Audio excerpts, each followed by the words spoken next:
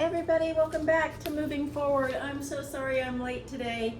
It is Monday and I should have already had this up and running and I did not get it done. So I apologize for being late and for my fit because I've been out and about running around. So I do have some really exciting news though. Well, it's exciting to me anyway.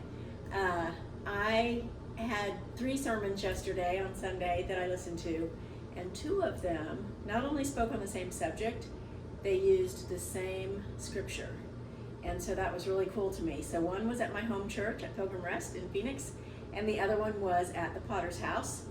It was not a Potter's House pastor though. I think it was a visiting pastor from Tennessee. I looked him up because I didn't recognize his name, and I'm gonna mess it up. I'll try to put it in the notes, in the comments when I load this. But his name was Derick, and his last name started with an F. I don't know what it is. Anyway, I apologize for that, but I will put it in the notes, the description of this video, so if you want to look him up and find it. But it was from June 25th, 2023 at the Potter's House, Sunday morning sermon, so you should be able to find it from that. And it was called The Pit, something about the pit. Yeah, I think just The Pit. A pit can't stop a promise? I'm not sure. I apologize. Apparently I was not as ready as I thought I was to do this. So, but I wanted to talk to you first about the one from Pilgrim Rest. So it was their 10:45 service. They had 2 different services yesterday because Pastor was out of town. So they had 2 different people do the 2 different services. So if you're looking for that one, it's at Pilgrim Rest Phoenix or Pilgrim Rest PHX. And that'll be on Facebook, and it will be the 10:45 service on Sunday, June 25th. So, Reverend Dr. Crystal Williams gave that message. It was fire, you guys. I hope you can listen to it. So hers was called, I don't even have notes written, it's in my phone on my Bible app, but hers was about the purpose of the pit. And so the story is out of Genesis, and it's when Joseph gets the coat of many colors, right? If you know that story, if you don't, you can go read it. But Joseph gets the coat of many colors from his father, and his older brothers get jealous of him. And it's not even like he's the baby of the family, because he has a little brother, Benjamin. So he's like the most unlikely one to get special favor, I guess, but he was the one that was chosen by God. So they hate him because he has this special coat, and then he has a dream, and he tells his brother his dream, and his brothers get even more angry at him because in the dream the sun and moon and stars bow down to him. 11 stars to be specific, so that's how many brothers he has. And so they get very upset with him. So they take him in when they're out in the desert, and they're like, we could throw him in some pit and we could see what happens to his dream then, right? And so what Dr. Williams was saying was that the pit, she made it an acronym. So she said the P is for preparation, the I is for illumination, and the T is for transformation. And so she said for the preparation, if you think about a seed, like let's think about a apple seed, just for a seed. If you put that in the ground and cover it with soil, it will grow, right? It has to get prepared in the soil. But she also said something I thought really was interesting, is that being in the pit, so that apple seed being covered with the dirt, is a lot like being buried. Like, that's how you feel when you're in the pit, right? You feel everything, the weight of the world, and you feel like you're just buried under this weight, whether it's worry about finances or a broken heart, the death of someone you love, or whatever it is. Those weights are very heavy, but she compared that, the pit, which is really life-giving, to the grave. And I thought that was a really good comparison. So, but in the with the apple seed, it grows, right? It gets the soil, the nutrients from the soil, and with enough sun and enough water, that thing will start to sprout, right? And then it'll grow a tree that has numerous apples. So there's one little seed, but it's producing thousands of other seeds. And those seeds can then produce thousands of seeds, and you see so on and so forth. But the P is for preparation, because that's what happens to us when we're in the pit, when we're in those low points in our life, when we have nothing to hold on to but hope and trust in God. That's when he grows us, right? That's when he is giving us what we need to prepare us for the next step. So he couldn't just take Joseph out of his family and go put him in Pharaoh's house, right? And make him in charge of everything in the entire country, second to Pharaoh. He would have probably fallen flat on his face, right? It wouldn't have worked. He put him in the pit. They stripped him of his coat, and they made fun of him, and they left him in the pit. And I think that was a great place for preparation. But then when God took him out of that actual pit and put him in Pharaoh's house, he was lied on and thrown into prison. And what happened then? He's in prison, and so when he was in Pharaoh's house before he got lied on and thrown into prison, Pharaoh saw that everything he did was being blessed, right? He could see a difference in Joseph. Then when he gets thrown into prison, even the prison guards see something different in him. They could see he was illuminating. So you might not see what you have when you have Jesus inside of you. You might not see what other people see when they look at you, but they can tell a difference about you. They can see the joy or the radiance, and you just illuminate. And I know, because people tell me all the time that I just radiate joy, or they can just feel my energy is positive and all kinds of things. But that's the joy of the Lord, you guys. It's not me. It's just the joy of the Lord and the hope that I have in Christ. So that illumination, Joseph had it too. And so just know that what you're doing when you're in the Word every day and you're in prayer, and even when you're in that pit, that physical pit, and things are awful, remember that there's a praise in that, because God is preparing you for something. As hard as it is, and as many tears as you may still need to cry, always try to remember that there's hope and that God is preparing you for the next thing. So then the illumination, and then the transformation. So when he finally got out of prison, because you'll have to just read the story, because I haven't told you the whole story if you don't know it, but if you know the story, you know he got out of prison finally, and he was put in charge of the whole country. Like, the only one over him was Pharaoh himself.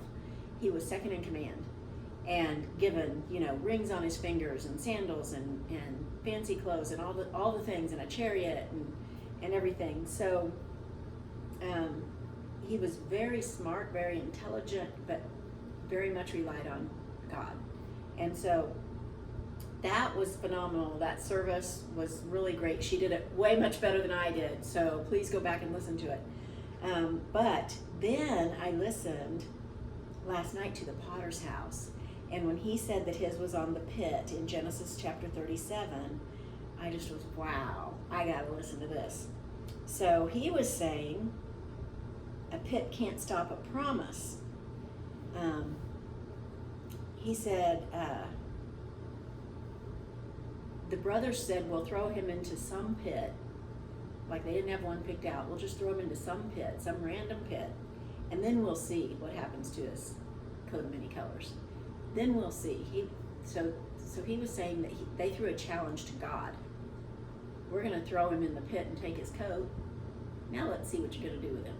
But he was saying that doesn't negate the favor that's on him. The coat isn't what had the favor. It was Joseph that had the favor. So he said, God takes full responsibility to fulfill his promises, and if he speaks a word over you, it will come to pass. So nobody can take it away. They took his coat away, but nobody can take away the favor. And he even compared it to Jesus when they stripped him of his clothes and they cast lots for his garments. They thought his garments were more valuable than he was. But they could strip Jesus of his garments, and they couldn't take the favor off of him. right? He was still able to save us.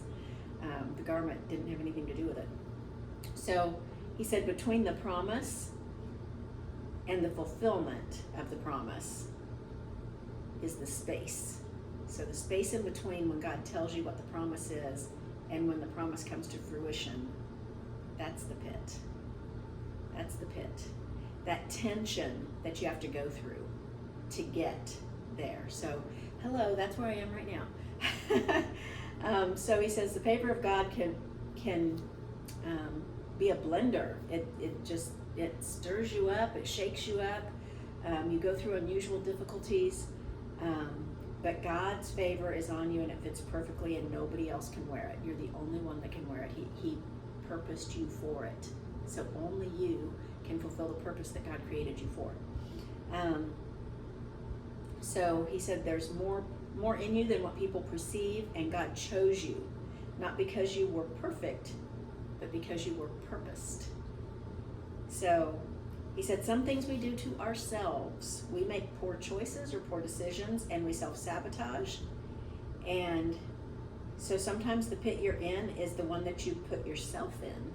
And we like to blame the devil or whatever, but a lot of times we just do it ourselves. We know that God didn't tell us to do that, or that he wouldn't want us to do that, and we do it anyway because we want our way, or we think we're so smart and this is going to be fine. And then your poor decisions and your negative self-talk put you in the pit. So what that reminded me of was Jonah, because Jonah was told to go to Nineveh, right? And if you don't know that, you can look in the book of Jonah. It's in the Old Testament.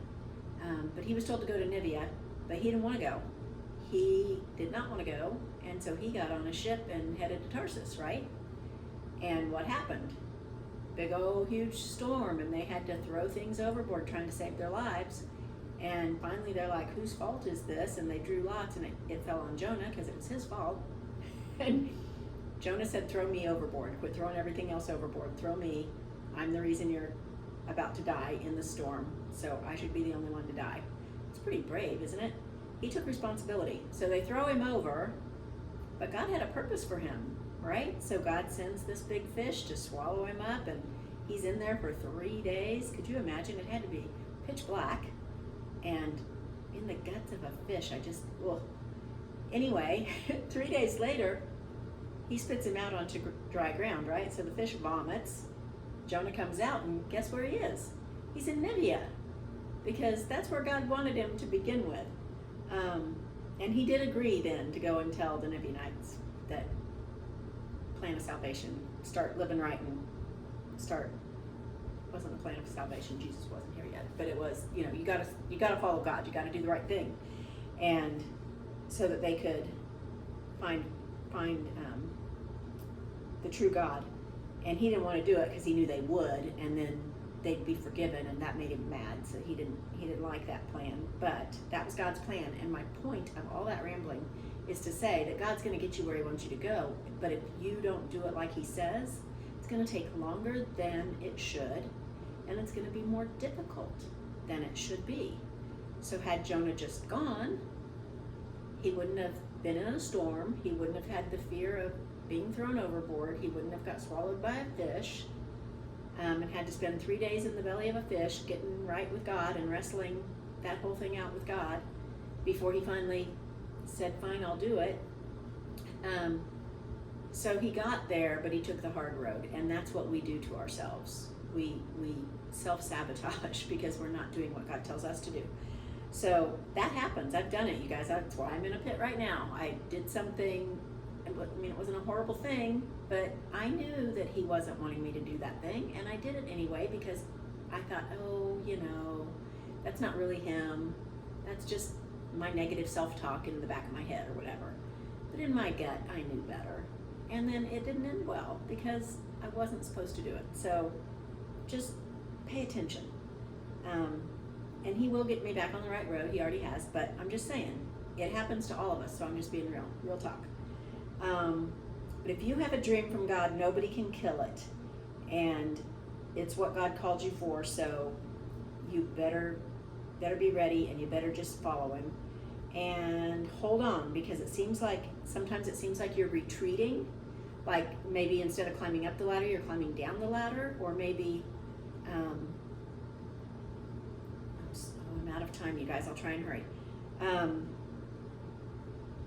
But it just seems like he's told you you're gonna go here, but you keep taking steps backwards. And so why is that happening? And you don't really know, and you don't understand, but don't give up, because if he put that in you, he's not gonna lie. He's not gonna lie. He always keeps his word. But what he's doing, and I've used this analogy before, but this pastor used it too, like a bow and arrow. He's pulling you back, and he's pulling you back, and he's stretching you, right? Because once he finally lets go and says, okay, now go, you're gonna go far. And this pastor said you're gonna fly high.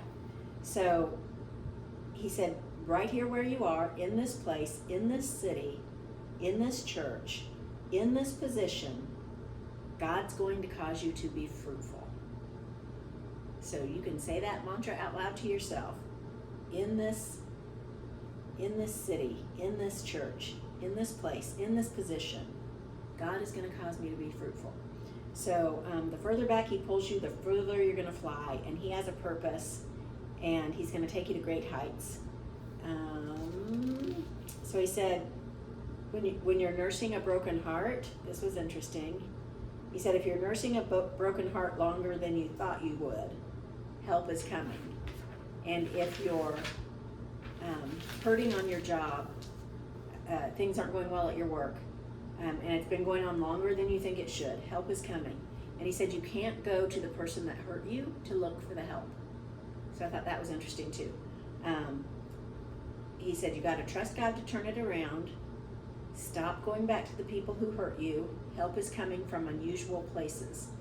And he said sometimes you can't get out of the pit by yourself. Sometimes you're in a pit that's so deep, like Joseph couldn't climb out of the pit. It was too deep. Sometimes you can't get out by yourself, and you're going to need help, and that help is going to come from unusual places. So it might not be from where you expect. So be open-minded, but don't go back to people that you really need to be cutting ties with, or to from the people that hurt you. That's not the right place to go. That's just more self-sabotage. So do positive mantras, but trust God to turn it around. I mean, thinking good thoughts and being positive is good for your brain. It connects the neurons, right, and makes you a healthier, happier person. But all the positive mantras in the world cannot get you out of some deep pits. You're going to have to trust somebody to come help you. And you just need to be praying for that. God will send help. So if you're in that place right now, just know that help is on the way. And I'm going to stop there because I've already gone over. But I hope that was helpful for somebody today, because I was really excited about it, and I hope that it helped you too. If it did, be sure and type something on the line, and I will see you guys on Thursday.